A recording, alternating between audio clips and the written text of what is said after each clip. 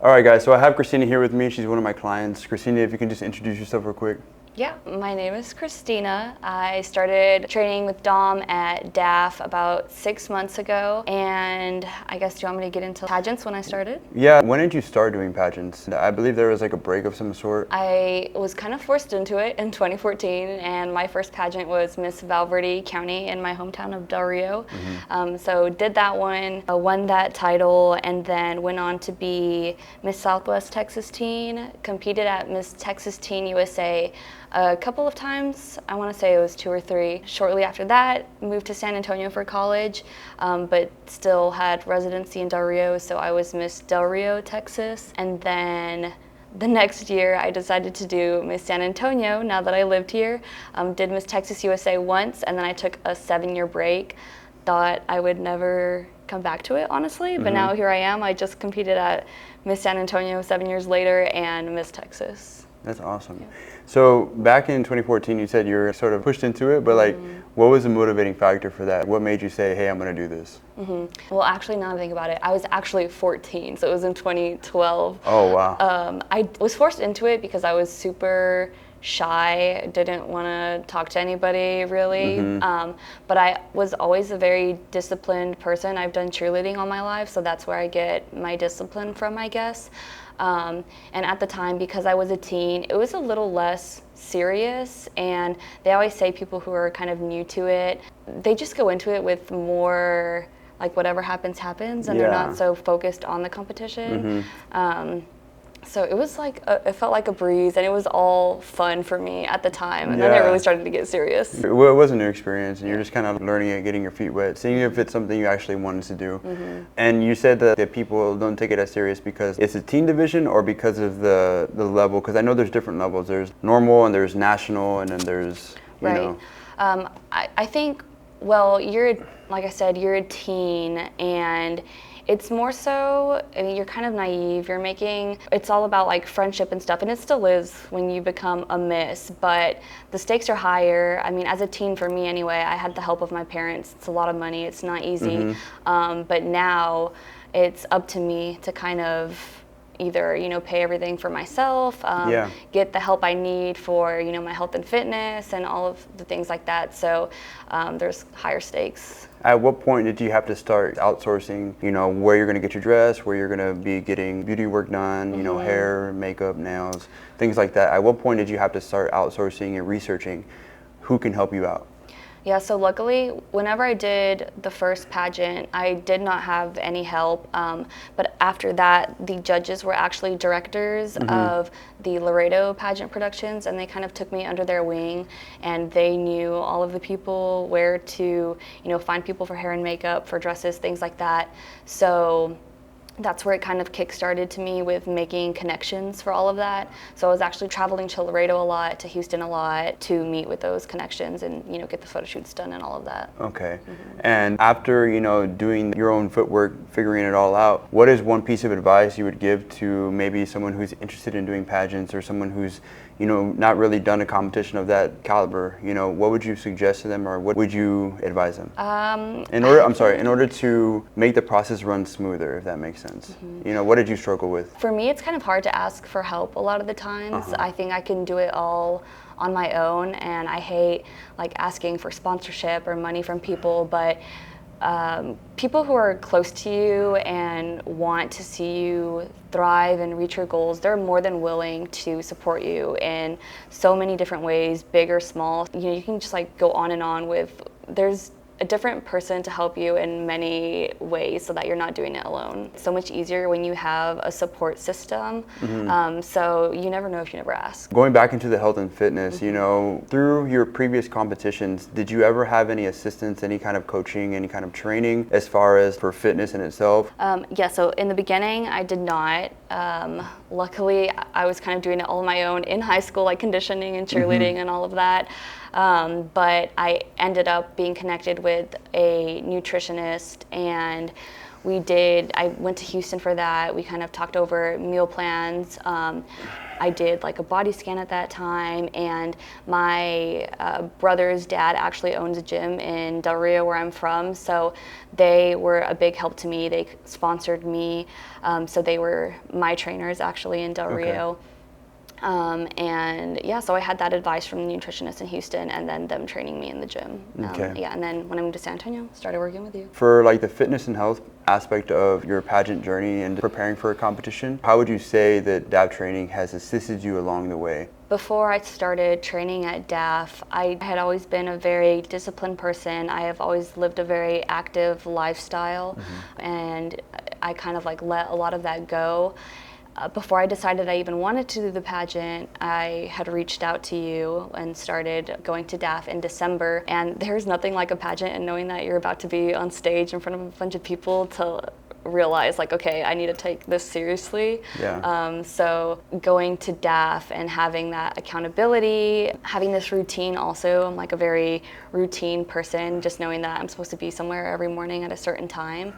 And that, I think, just really boosted my confidence that maybe I was losing a little bit, and helped me create new goals of the physique that I wanted to attain for myself. No, yeah.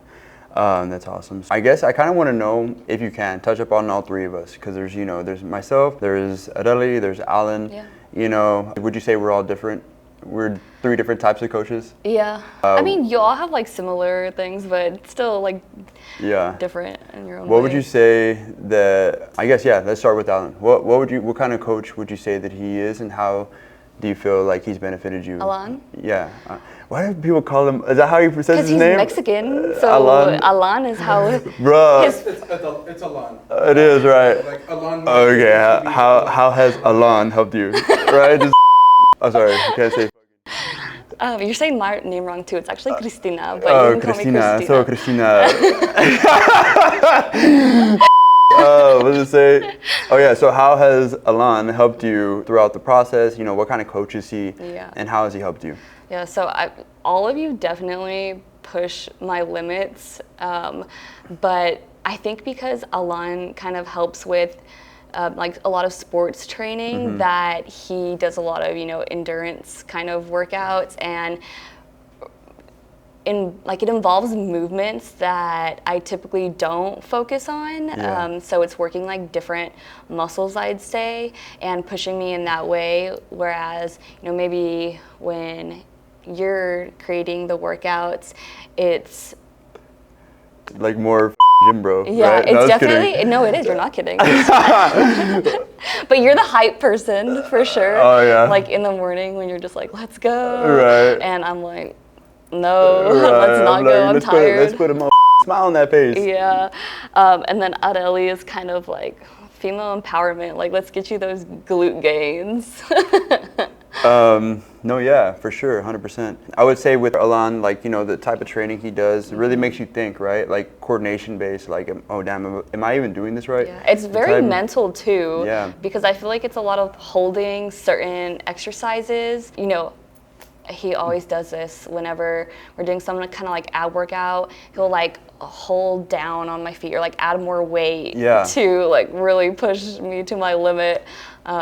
So it's a different mental. Yeah, a different experience for sure. And then you said Adeli is, of course, the only like woman trainer on the team right now, but how is she different in her own aspect? I know you kind of said it, but yeah, I mean, she's very like influential in her own videos that she posts, because whenever she gives us her workouts are really hard too. Like sometimes she says what it is, and I'm like, you're crazy. We had to do that, and how many? I don't know. Like you're all different in your own way, really, but you all want the best for us. No, of course.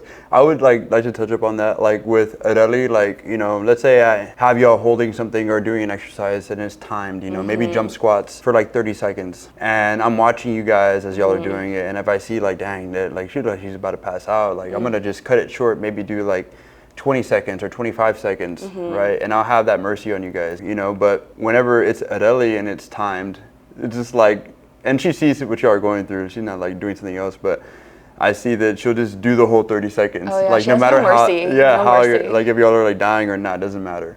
So I've always thought that was funny about her. Yeah, what would you say, like, if anything, if you could, I know you kind of mentioned little pieces in there, but what kind of coach would you say that I am? Well, I told you you're the hype coach. An annoying one, right? Constantly coming up to me and being, or like, I'll have 20s in my hands, and you're like, get the 25. So like, I know, come like. on. I mean, it's your business, so I gotta be serious. I think you take it a lot more seriously. Right. And from all three of us, type of like, we have the endurance, athletic, plyometric type of trainer, which is Alan, and have Adeli, which is the supportive, like go-getter, woman empowerment type of vibe, which is something that we need. And myself is the structure, the foundation of bodybuilding is what initially started all this, right? Because that's what I started off as, weightlifting. I feel like all three of those different things come together and really provide that DAF training, hybrid style of training experience. It's the perfect mix. The perfect mix, the perfect formula, right? To win and compete in the pageant industry. For sure. So obviously we're in San Antonio. The city is huge, it's massive. There is like 1,000 trainers here in the city. You could have gone to anybody. I'm pretty sure you tried different ones. But why did you, decide to follow through with DAF? So I started by trying a couple of like bar classes actually, and it was great. It's just not for me. I'm a very, I need to be so efficient, go somewhere. I want to feel like I really got in a good hour's worth of work and pushed myself and feeling like I almost died at the end of it, kind of. I think bar and Pilates are great workouts for other things, and maybe, it's good to kind of switch on and off from it, but I wanted to lift heavier weights and I wanted to do hybrid training. So overall, that's why I chose DAF, and also you were very persistent in my DMs about coming to DAF. Yeah, hell yeah. You were like, so tomorrow? So tomorrow? Right, so tomorrow? Yeah, that was but yeah, I was just persistent. Which is good.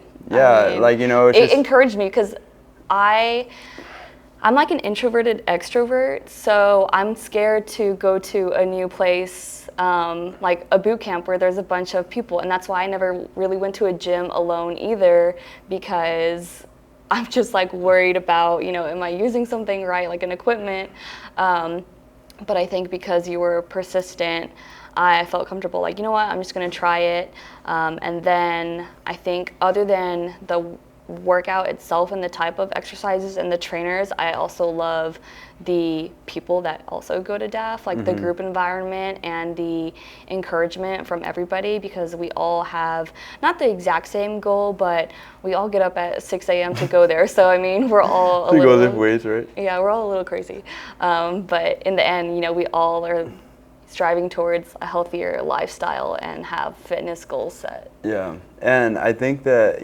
because everybody that attends the camp, some of us are at different fitness levels. There may be somebody who's stronger or faster or has more endurance, whatever the case is. But we do have a lot of newcomers to the gym and people who are just seeking more guidance.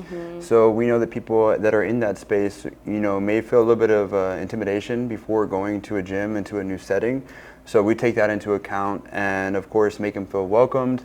I don't know if you ever noticed that, we do have one of the lights off, where you can still see everything, but we don't have it all bright when you walk in, because, it kind of sets the tone of that it's a no judgment zone, and that, not everyone has all the eyes on you type thing. We just like to make people feel more comfortable, and as well as challenging people. Some people may look at myself and, may think that I'm intimidating based off my pictures, but in person, would you say that there's a difference between what I look like on how I present myself on the ground versus how I am in person? Yeah, in person, sometimes you say things without thinking, and I'm like, you're just a little too goofy. You're a little bit unhinged, right? Yeah, exactly, unhinged. But anyway, definitely not what I was going for. Not intimidating. Yeah, not intimidating. So going into pushing people, there's kind of a negative, I guess, stereotype that you get, or that people have with trainers in the past. or just in general. And we really like to steer away from that and let you know that we're there to help build you, not break you. Because some people even make jokes about it, like, oh, my trainer killed me, or like blah, blah, blah. And I kind of like... In a good way. In a good way, right? But in a good way. No, but like that may scare people away, you know what I'm saying? And we want to let people know that we're not like that. Yeah. And that we do want to push you and challenge you, but at your own fitness level and what we feel that is going to benefit you the most and not hinder your progress or stunt I mean, just anything. this last week, you know, after I didn't go for maybe a week and a half because of like some personal things in the pageant that I had to be in Houston for, whenever I came back this week, I mean, you told me like, take it easy. I know you just came back. And I did. And like, I feel like every day this week, I felt like I was getting lightheaded, like just getting back into it. But you know, everybody continued their workout and I took like the breaks that I needed. And but I wasn't all up in your face, like, come on, get up, Yeah. you know, like little B. And I was kidding. You know when to be like that, you know when to chill. Oh, dude. Okay. No, but yeah, that's good. And let's see, anything that you want to talk about? So based off your personal experience, like with working with the DAF trainers and myself, what would you say to anybody who may be on the fence of seeking help or seeking a trainer or just a group class or anything of that sort? What would you say to them who may come across our page and may seem interested? Yeah, well, I mean, I think everybody has their reservations as to why they may be, you know, intimidated to go, or, you know, maybe they're not a morning person, or they don't know how to use the equipment, or they're scared of the trainer, things like that. But I can say that, you know, from my first day, all of any type of concerns or intimidation went away. It was very comfortable. Everybody is so encouraging. I became a morning person very quickly. I had to get a hatch alarm for that though, because my phone alarm was not working for that. That changed the game for me. Yeah, I heard about those. It's like an egg thing, right? It's a sunrise clock. Yeah, sunrise. What the Yeah, hell? Yeah. it's amazing. But also, I think because I'm putting in so much work at DAF, I'm like, okay, well, I need to make sure that I'm also making these healthy choices and changes in my life with, you know, what I'm putting in my body as well.